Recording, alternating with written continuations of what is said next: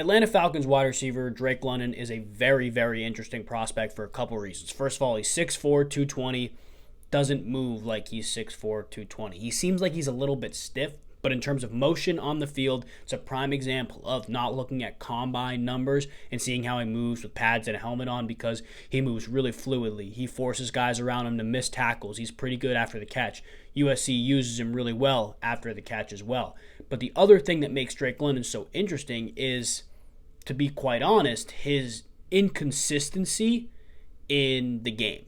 Right? There are periods where players don't get touches. There's 5, 10, even 15-minute stretches where receivers won't get touches, or they'll get a target or two. There'll be a pass interference. They physically won't catch the football, right? And some receivers, the best receivers in the NFL, it doesn't affect them that much. But what I notice about Drake London is that it does affect him a little bit. Now, it's something that's totally fixable. I think going to Atlanta, being surrounded by guys like Kyle Pitts and eventually Calvin Ridley is going to help him a lot. But I did notice that sometimes when he's not getting the touches, he wants play, route running. I'm not going to say effort because I'm not in his helmet. I don't know what he's doing. But it looks like on film, parts of his game kind of take a back seat because of what's going on around him. Now, Kyle Pitts in Atlanta is going to be the number one, and kind of all know that, right? I think the Falcons knew that drafting him.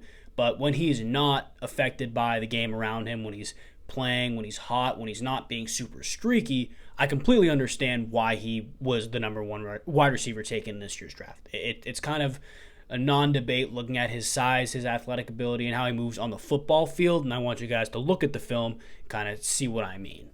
One of the things I really like about Drake London is his use of his body. He's 6'4", he's 220, but he doesn't play like he's 6'4", 220 and relies on that big build to go make plays. He plays like he's 6 foot, 200 pounds, and he has to help his quarterback in every way he can. Right now, he's breaking on a route at 38. He's going to come back and catch the ball at 34. It's making life easier for his quarterback. He's not banking on his long arms, his ability to go up and get the ball to make the play, right? He's making life easier for himself by going and attacking the football instead of just waiting for it. And like I said, he's making life easier on his quarterback as well. Another thing I've seen London do is withstand big hits as a big player, and it helps his contested catch ability. It's no secret he's a good jump ball receiver, but plays like this where he's running a hole shot in what looks like some type of cover 6, finding that hole on the sideline, he withstands a big shot from a safety, holds onto the ball, and is able to gain the USC Trojans 30 yards.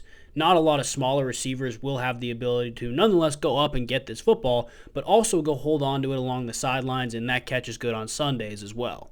But what USC did a lot was use him in the quick game. Now, obviously, they threw him his jump balls, they played to his strengths, but they also used him in RPOs a lot because he's much quicker than he looks for 6'4". He's also hard to bring down. The long arms, the long strides are going to do that, but generally speaking, he's pretty good after the catch, especially for a guy who's 6'4". Like right here, a guy who's 6'4" should not be able to make a cut on a dime like this and just completely break a defender's ankles.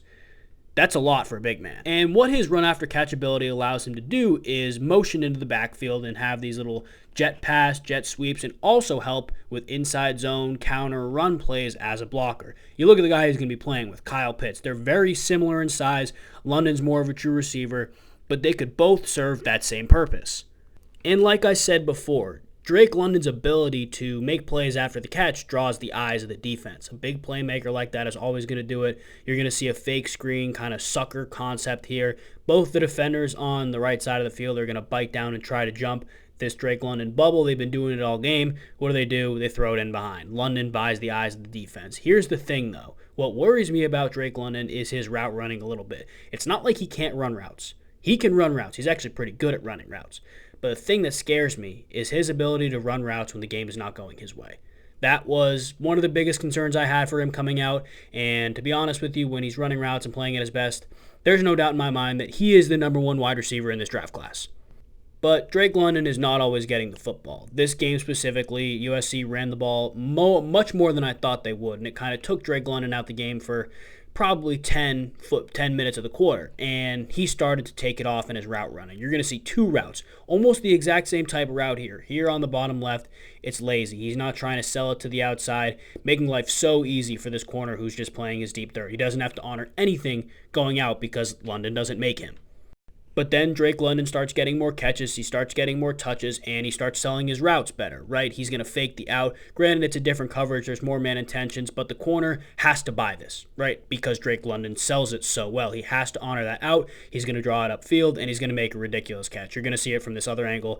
This is what Drake London is all about, going up and getting the football, and he's going to do that in Atlanta. So, as you can see, Drake London has it, right? There's no doubt about it. He has tools, he has the ability to go make plays when called upon, but it's more of a consistency type thing, I think, moving forward.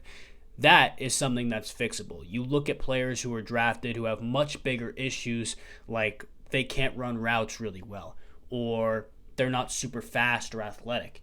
That's not really a question with Drake London. And the Falcons trust their organization, their staff, their coaches enough to say, okay, if we see that's an issue, we're going to be able to fix it in the building. It's not something we shouldn't draft a super talented player over, or not draft a super talented player for. It's very clear that Drake London is super talented. So assuming he fixes those things, he is going to be more than fine in Atlanta. And like I said at the beginning of the video, he's not going to be the number one. It's going to be Kyle Pitts, and when Calvin really comes back, Calvin really may be the number two, right? We don't know. But Drake London's home is in Atlanta, and it makes sense. They're going to start to air the ball out. I don't know how Mariota or Desmond Ridder is going to fare in that offense, but having those guys is going to make life really easy to air the ball out, to get those guys the ball in space, and I think he's going to do well in Atlanta, especially this first year when he's going to kind of be pushed into that number two role, especially number one wide receiver, true wide receiver role if all goes well in camp.